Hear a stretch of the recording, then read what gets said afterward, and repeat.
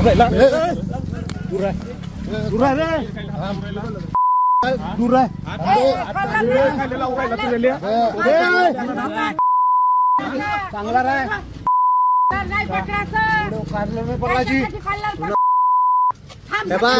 मारायचे अधिकार नाही।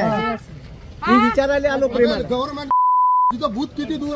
मतदान करायला गेलो, मतदान करून आलो आणि माझ्या गावातून येताना उमरी हे गाव लागते, तिथं मी थांबलो। तो माझा नेहमीचाच रस्ता आहे आणि आमच्या काँग्रेसच्या बूथवर थांबलो। त्याच्या अगोदर पोलिसांची गाडी येऊन गेली होती। पोलिसांच्या गाडीवाल्याने सांगितलं का तुम्ही 2च खुर्च्या ठेवा आणि तिकडं 8-8 खुर्च्या टाकून लॅपटॉप टाकून लोक बसले होते आणि मला माझे कार्यकर्ते सांगून राहिले होते का सर तिथे 8 लोक कसे बा, आम्हाला 2च सांगितले। मग मी त्याचं ऐकलं। मग मी इथे PI कापडे साहेब यायला फोन केला तर ते येतो म्हणे आणि तिथं मला गावातल्या लोकांनी सांगितलं का ग्रामपंचायतचा कर्मचारी आशिष म्हणून तिथं बसला आहे, ठीक आहे, लॅपटॉप टाकून। ऍक्च्युली तो पक्षाचा बूथ असल्यामुळे तिथं बसता येत नाही।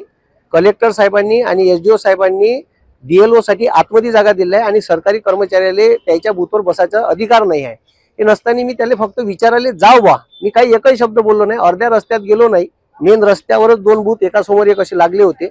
तर सरळ तो गुंडा प्रवृत्तीचा आणि आमदार पंकज भोयरचा पिलांटू सचिन खोशे यानं सरळ आणि त्याच्यावर क्रिमिनलचे बरेचसे आरोप आहे, त्याच्यावर गुन्हे दाखल आहे आणि तो डायरेक्ट माझ्या अंगावर येऊन मला मारहाण करून राहिला, ठीक आहे। मी एकही शब्द बोललोच नाही, म्हणजे मी रस्त्यानं चाललो तर डायरेक्ट माझ्या अंगावर आला, माय बहिणीच्या शिवा दिल्या, ठीक आहे, घाणेरड्या शिवा दिल्या, माझी गच्ची पकडली आणि मला डायरेक्ट मारायला भिडला।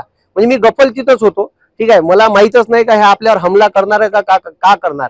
हे सरळ बीजेपीचे माजलेले जे काही हे लोक आहे पोसून ठेवलेले, पंकज भोयर यांनी पोसून ठेवलेले लोक असे अरेरावी करतात आणि सरळ आणि त्याच्यानंतर बाकीचे लोक गावातले धावत आले तर त्याला म्हणे एका पाहून घेईन।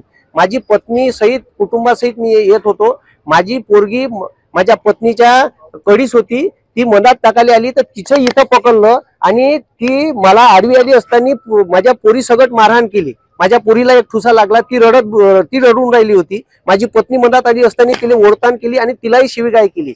अशा प्रवृत्तीचे लोक इथं महाराष्ट्रात राज करून राहिले आणि या वर्धेत सुद्धा याचा गुंडाराज सर्रास चालू आहे आणि त्याच्यावर एक प्रदेश प्रवक्ता राष्ट्रवादीचा असताना माझ्यावर त्यांनी हमला केला। म्हणजे तुम्ही विचार करा, मी एकही शब्द बोललोच नाही, म्हणजे मी डायरेक्ट रस्त्यानं मधातून चाललोच होतो तर डायरेक्ट माझ्यावर हमला केला। आणि हे योग्य आहे का, हे मतदारांनीच लक्षात घ्यावं। याची गुंडा प्रवृत्ती भ्रष्टाचार प्रचंड माजलेला आहे आणि हे सरळ अरेरावी करत आहे। मी काही एकही शब्द बोललो नसताना ही मारझोड केलेली आहे, ठीक आहे। आणि सरळ त्याच्यानंतर पुन्हा एक ठाकूर म्हणून तिथं माणूस आहे, एक जवादी म्हणून स्त्री आहे, ती सरळ माझ्या अंगावर आली, मला शिवीगाळ करू लागली, आई बहिणीच्या शिवा दिल्या घाणेरड्या।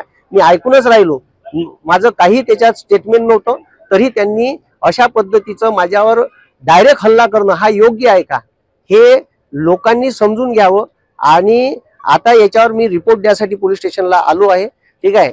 म्हणजे अक्षरशः हे प्रशासनाले ऐकत नाही आणि प्रशासन झोपीत होतं का तिथं ग्रामपंचायतचा कर्मचारी लॅपटॉप घेऊन पंकज भोयरच्या बूथ मध्ये बसून आहे आणि तिथून पावत्या वाटून राहिला, हे लक्षात घेणं गरजेचं आहे। म्हणून मी आता पोलीस स्टेशनला तक्रार दाखल करायसाठी आलेलो आहे।